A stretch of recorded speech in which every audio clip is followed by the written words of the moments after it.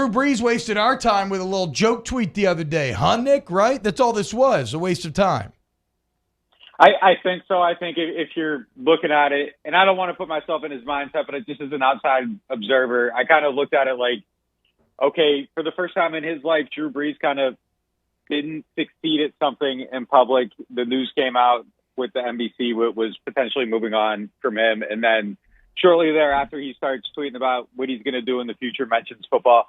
I think that he just kind of felt bad about what had happened and was maybe just looking to get a reaction from people to feel good again. I don't think he's actually going to come back and play football. I'd be a little bit surprised by it. You know, in the immediate aftermath of that, I know a couple of people around him said, you know, the door isn't closed on anything, but I think realistically we aren't going to see him playing football again. And look, honestly, I think it kind of. I didn't like what happened. I felt like it kind of puts like a weird target on Jameis a little bit. That was unnecessary. That doesn't need to be there.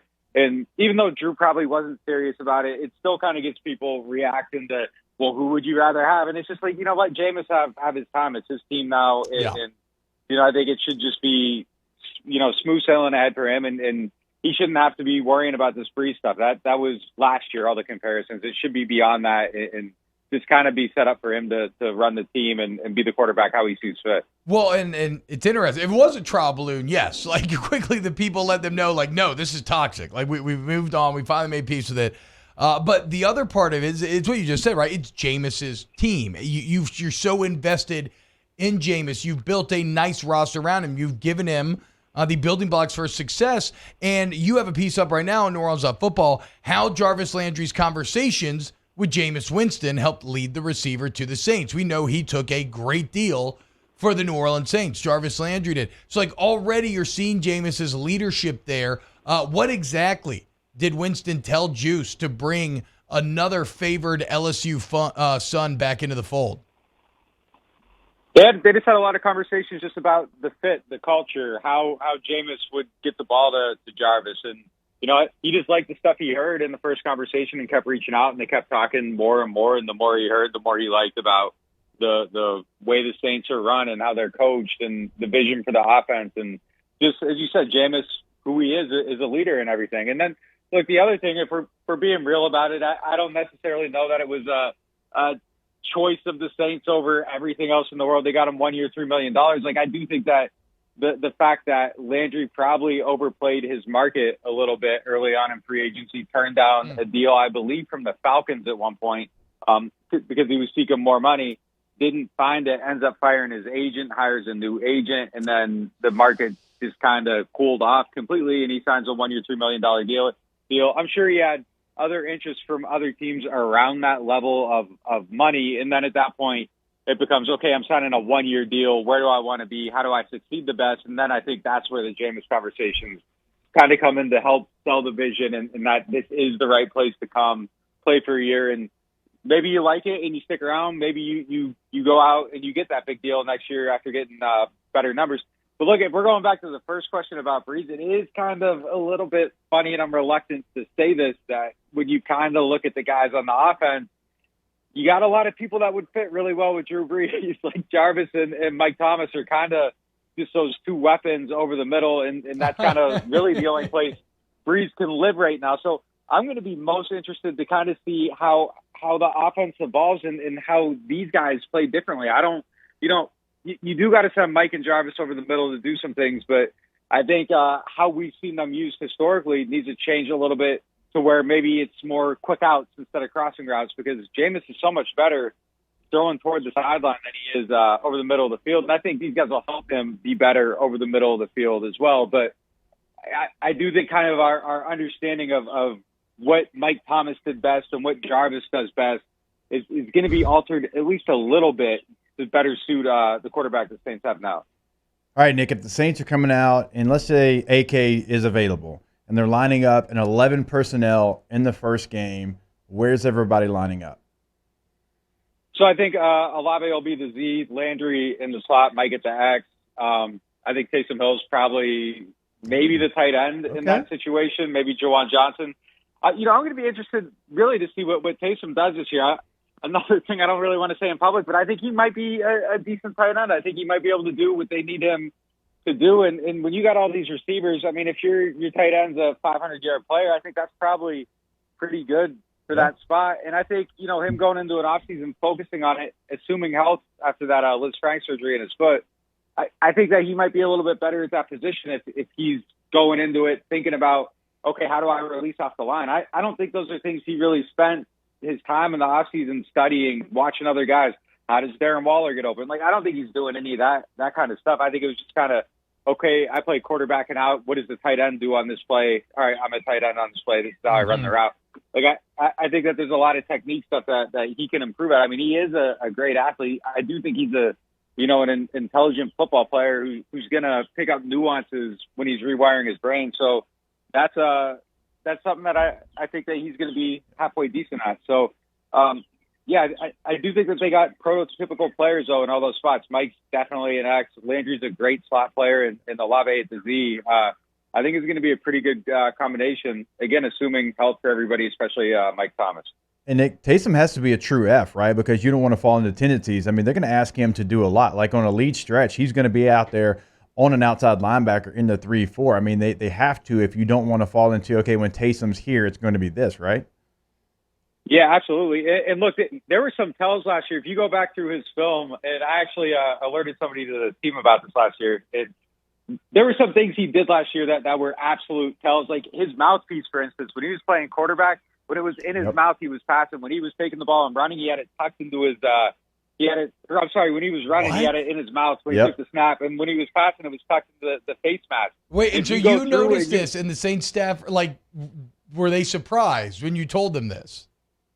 I mean, it was something that it seemed like new information. So, wow. But yeah, I mean, there were some little things that he would do that you would see, and you'd be like, oh man. So yeah, I mean, absolutely, they got to protect against those tells. It's something they got to be mindful of, and yeah, I mean, he's got to do some things differently so you aren't giving everything away with him, and I think that'll help.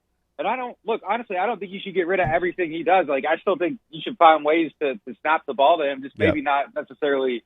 As straightforward as it was before, but there's a lot of things he can do, especially in the red zone. So I don't agree with people that think it needs to go all the way away. And I think early in the season, we're probably going to see an overcorrection in the Taysom usage. And then by like week 4 and 5, it'll probably settle to where it should be. I think Sean did too much.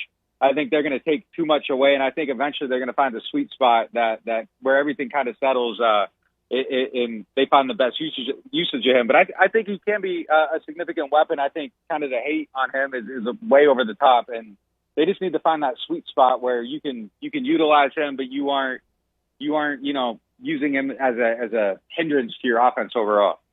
Did he fix it? The mouthpiece thing? Yeah, he fixed it. Yeah, he fixed it. Oh my God, dude, Nick. See, that's why you should sign up for NewOrleans.football. When I tell you about the Charlie Pepe Sylvia and the beautiful mind and all the yarn strings and everything, like that is the amount of film that Nick Underhill watches that he found a literal and sometimes like Nick noticed that, but like you don't have the opportunity to self scout as much. Like you try to do it during the bye week, and Nick's able to pick up on something like that and give that information because everybody. Nick, when Antonio Gates used to run like a bang 8, like he would pull his gloves down and then tighten them, like almost every time when he was running a bang 8 out of the slot. There was a badass. So that's a good pickup by Nick. Interior D lineman for the Vikings back in the day, white dude, huge wrestling fan. He was a character for a couple of years there. But yeah, I'll never forget an ESPN special where he broke down how Donovan McNabb, when he was actually snapping it, right before he would raise his heels. So he wasn't even listening to McNabb. He would only look at his heels for that get off. Great catch there from Nick Under. And Nick, anything from rookie minicamp before I let you go? Anything stand out? I mean, the way Chris Olave runs routes was just absolutely incredible. I mean, it's just his movement skills, and you guys know, like when you're around those like elite athletes that are just a little bit different. Just even the way they jog, it looks different. They're floating, and it doesn't look like they're moving fast, but they're moving fast. That really stood out. Trevor Penning, I mean, he has like a Canton type body. He's huge, man. He looks the part. Alontae Taylor looks the part. The guy under the radar that stood out to me, and we didn't get to watch the whole practice. We got to watch kind of individuals and a couple of one-on-ones.